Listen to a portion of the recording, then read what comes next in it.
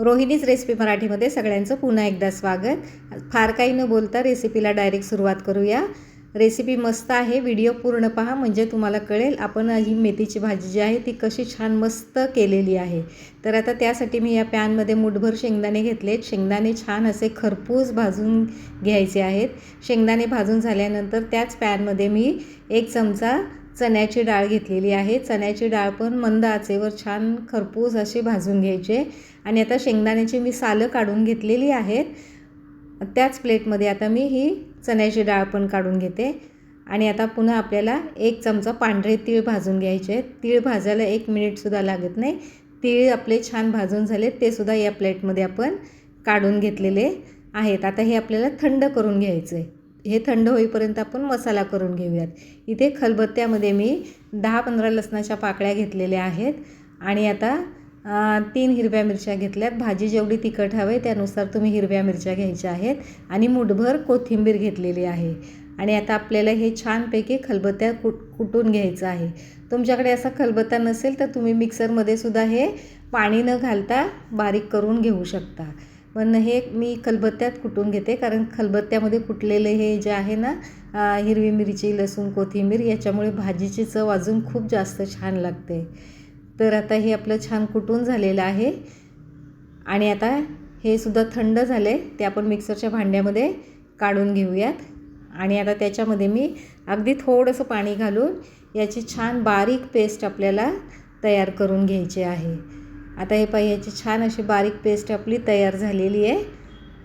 आणि आता मी एक मोठं पॅन घेतले, त्याच्यामध्ये तेल घातले. तेल गरम झाल्यानंतर 10-15 लसणाच्या पाकळ्या बारीक चिरून घेतल्यात, त्या तेलामध्ये घातल्यात. आणि आता ह्या लसणाच्या पाकळ्या छान मस्त खरपूस अशा तेलामध्ये परतून घ्यायच्या आहेत. त्याचा छान कलर बदलला पाहिजे, म्हणजे त्याचा छान स्वाद तेलामध्ये सुद्धा उतरतो. तर आता हे परतून झाल्यानंतर त्याच्यामध्ये मी मेथीची भाजी घालते. मेथीची भाजी स्वच्छ निवडून धुवून घ्यायची 2-3 पाण्याने आणि बारीक चिरून घ्यायची आहे.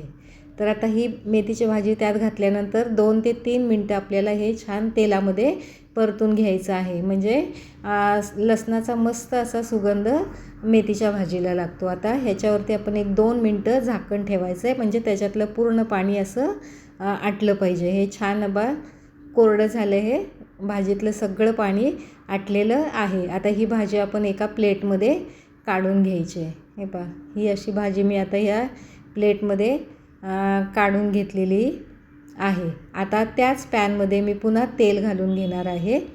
हे पहा, त्याच पॅनमध्ये मी पुन्हा तेल घातले. तेल चांगलं गरम झाले.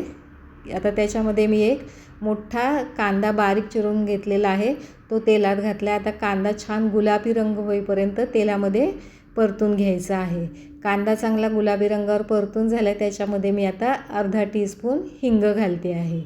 हिंगामुळे सुद्धा या भाजीची चव खूप छान लागते. हिंग घातल्यानंतर हे कांदा आणि हिंग छान परतून घ्यायचं आहे. आता त्याच्यामध्ये आपण हे खलबत्त्यात कुटलेला जो मसाला आहे तो मसाला घालायचा आहे. आणि पुन्हा हे छान परतून घ्यायचं आहे, म्हणजे मसालासुद्धा तेलामध्ये चांगला परतला गेला पाहिजे. आणि आता याच्यामध्ये आपल्याला टोमॅटो घालायचा आहे. इथे मी एक मोठा टोमॅटो बारीक चिरून घेतलेला आहे. टोमॅटोसुद्धा तेलात परतून घ्यायचा आहे. चांगला टोमॅटो चांगला मऊ झाला पाहिजे इतपत तो तेलात परतायचा आहे. आता हा टोमॅटो तेलात परतून झाल्यानंतर त्याच्यावरती आपण 2 ते 3 मिनटं झाकण ठेवायचं आहे. झाकण ठेवल्यामुळे काय होतं, मग टोमॅटो छान असा मऊ होतो. हे पहा, हा टोमॅटो आता छान मऊ झाला आहे. झाकण काढून घेतलं आहे मी. हे पहा, आणि चमच्याने असं थोडंसं दाबून घ्यायचं आहे, म्हणजे तो असा मॅश केल्यासारखा होतो. आता त्याच्यामध्ये आपण मिक्सरमध्ये बारीक केलेली पेस्ट जी आहे ती घालायची. आता ही पेस्ट घातल्यानंतर ती पेस्ट पण या मसाल्यामध्ये छान परतून घ्यायची आहे.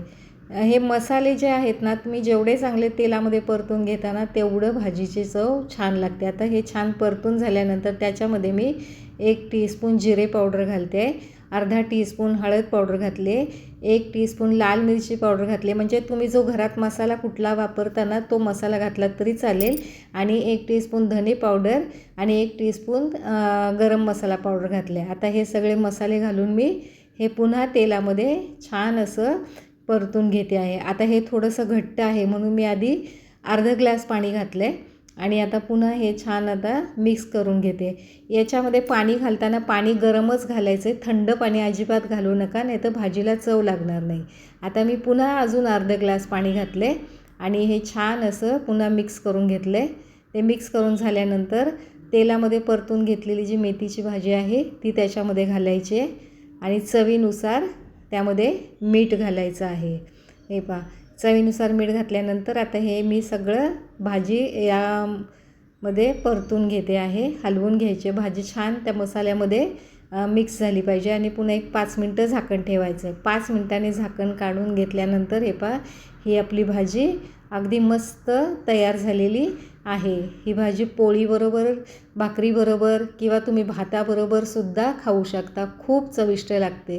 हे पहा, ही भाजी आता मी सर्विंग प्लेटमध्ये सर्व करते. तुमच्या आवडीच्या कोणत्याही ज्वारीच्या, बाजरीच्या, नाचणीच्या किंवा तांदळाच्या भाकरीबरोबर तुम्ही ही भाजी अगदी आवडीने खाऊ शकता. घरातील सगळ्यांनासुद्धा ही भाजी नक्की आवडेल हे मी तुम्हाला खात्रीने सांगू शकते. तेव्हा रेसिपी नक्की ट्राय करा. रेसिपी आवडली असेल तर माझ्या चॅनलवरची रेसिपी तुम्ही पहिल्यांदाच पाहत असाल तर चॅनलला सबस्क्राईब करा, रेसिपीला लाईक करा. पुन्हा भेटूयात अशाच नवीन छान रेसिपीसह.